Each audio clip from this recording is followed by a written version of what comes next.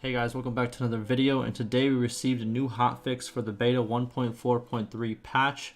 It contains some good overall changes and bug fixes. Some of the issues might sound familiar because we did cover some of these in previous dev talk and discussion videos. So the link to this hotfix will be down below. And also, I did a full in-depth analysis video on the 1.3 beta patch. I'm going to link that down below as well if you did miss it. And like always, I have a script. It's going to be on the screen right now. Everything I say, all the links that I state, everything will be down below in the description. So let's get right into the changes. So pretty much the first change is fix a crash that occurred when talking to a minor faction party during the main storyline. So personally, I didn't have a problem with this, but if this was a problem that was reported on the forums and they got a quick fix out, it's always good to see.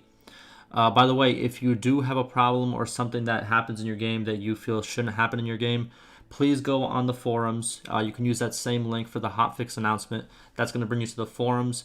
Make an account, go to the support forum, and post all your bugs, everything that's wrong with your save and all that. They are going to look it over. If it is a problem, they are going to make a crash fix for it. They've done it a lot of times. So yeah, if you have something that could help them, go for it. It'll help, it won't just help you, it's going to help the overall game in the long run.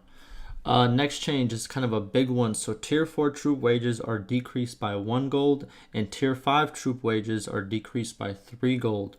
So there was a lot of discussion on the forums about wages and overall like income and how that all kind of, mesh together. And a lot of people are saying that wages are very, very expensive. Plus, income is kind of, went down ever since a lot of new fixes and hot fixes that had to do with the economy. Overall income has gone kind of down. If, I don't know if this is intentional. I don't know if the devs are going to change it back. We'll see how that goes, and I will keep you guys informed on any of those changes. But I think this is pretty big. A lot of people were very upset with the troop wages being very high, so hopefully this does help. Next one we have is fixed a crash that occurred when attempting to perform an action while at a settlement with an army. Again, another crash I never got, but if it was reported, it's always good to see that it's fixed, and obviously it's going to help a lot of people, right? So next we have is fixed a bug that tagged garrisons as mobile parties, which caused prison escape chances to be calculated incorrectly.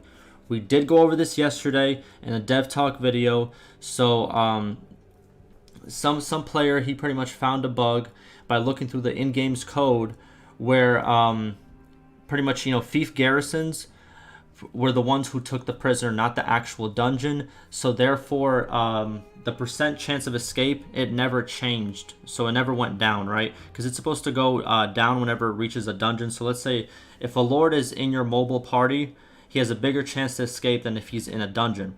But previously, before this hotfix, what happened was that lord, whenever he got transferred to the dungeon, he still had the same escape chance, which was pretty high, right? And that's why you saw a lot of lords escape very quickly, regardless if they were in your party or in a dungeon. But with this, it's going to be the right percentage now, which I think is 7.5 or 7.6% chance of escape, like every day on that tick. So now that's changed back. Lords should actually stay in the dungeon for a lot longer now, and I think it's actually a very significant change if you think about it, because the longer they stay in there, the longer they take to respawn into the map with obviously an army. So overall, great change. Next one we have is fix a crash that occurred when creating settlement notifications for caravan transactions. So again, I didn't see this one, but it's good to see that another crash fix is fixed. So that's going to do it pretty much for all the changes and fixes in this hotfix. It's kind of small, but at the same time, some very, very good changes in my opinion. Now, in terms of what the devs had to say, in terms of players not being able to play on 1.4.3, there's still currently no fix. So the devs last week, they did state that, they are aware of the problem, that they are looking into it, but it does not look like there's still a fix after this hotfix. So I think it's a complex problem. It's going to take some time. Hopefully the devs do find the problem though, and players can get back on track. But like I said it before in other videos, if you are one of these players, please revert to the please revert to 1.4.2 or a previous patch if you wish to play the game right now. I have a very simple video on how you can revert to any patch in the game. The link to that video will be down below.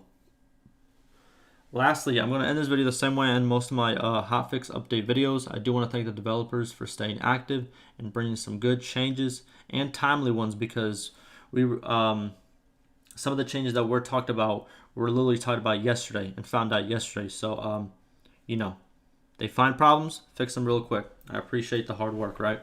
But hopefully this video is informative, and like always, stay safe.